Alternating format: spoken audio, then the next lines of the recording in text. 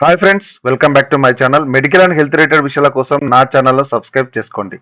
చలికాలం వచ్చిందంటే దగ్గు, జలుబు, ఆయాసం తప్పనిసరి. దగ్గుతో రాత్రులు నిద్ర పట్టడం లేదా? ఊపిరి తీసుకోవడం కష్టంగా ఉందా? అయితే కుఫ్రిల్ సిరప్ను వాడండి. కుఫ్రిల్ ఎల్ఎస్ అనేది దగ్గుకు వాడే ఒక సిరప్. ఇది ముఖ్యంగా గొంతులో గట్టిగా పేరుకుపోయిన కఫాన్ని కరిగించడానికి, ఊపిరితిత్తుల మార్గాన్ని శుభ్రం చేయడానికి ఉపయోగిస్తూ ఉంటారు.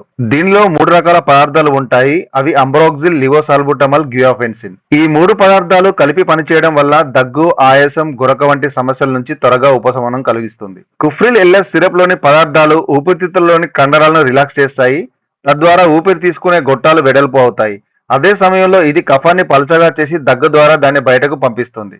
ఈ సిరప్ శ్వాస మార్గాన్ని శుభ్రం చేసి ఊపిరి తీసుకోవడాన్ని సులభతరం చేస్తుంది. దీనిలో ఉండే ఆంబ్రాక్సిల్ అనే మందు ఇది కఫాన్ని కరిగించే మందు. ఇది గట్టిగా ఉన్న కఫాన్ని పలచగా చేసి మెత్తగా చేస్తుంది.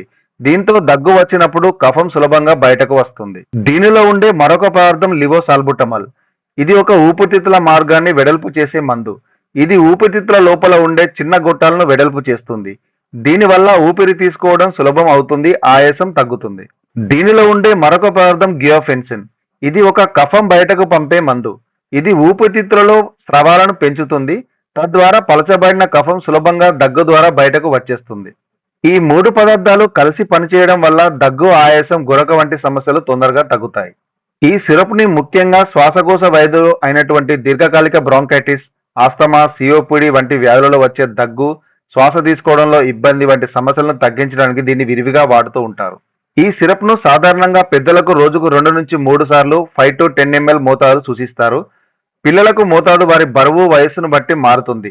డాక్టర్ సలహా లేకుండా పిల్లలకు ఈ మందు ఇవ్వకూడదు. మందు సీసాను వాడే ముందు బాగా షేక్ చేయండి. ఇచ్చిన కొలత కప్పుతో మందును తాగండి.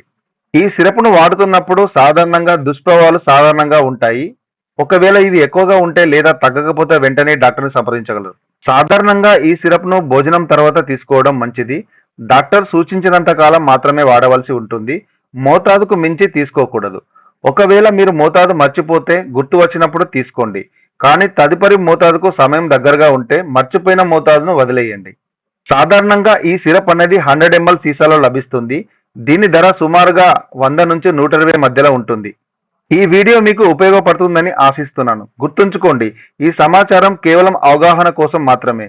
ఎలాంటి మందునైనా వాడే ముందు మీ డాక్టర్ సలహా తీసుకోవడం చాలా ముఖ్యం. ఈ వీడియో మీకు నచ్చినట్లయితే లైక్ చేయండి, షేర్ చేయండి మరియు మరిన్ని ఉపయోగకరమైన వీడియోల కోసం నా ఛానల్ను సబ్స్క్రైబ్ చేసుకోండి. త్వరలో మరో వీడియోతో మళ్ళీ కలుద్దాం. అంతవరకు సెలవు.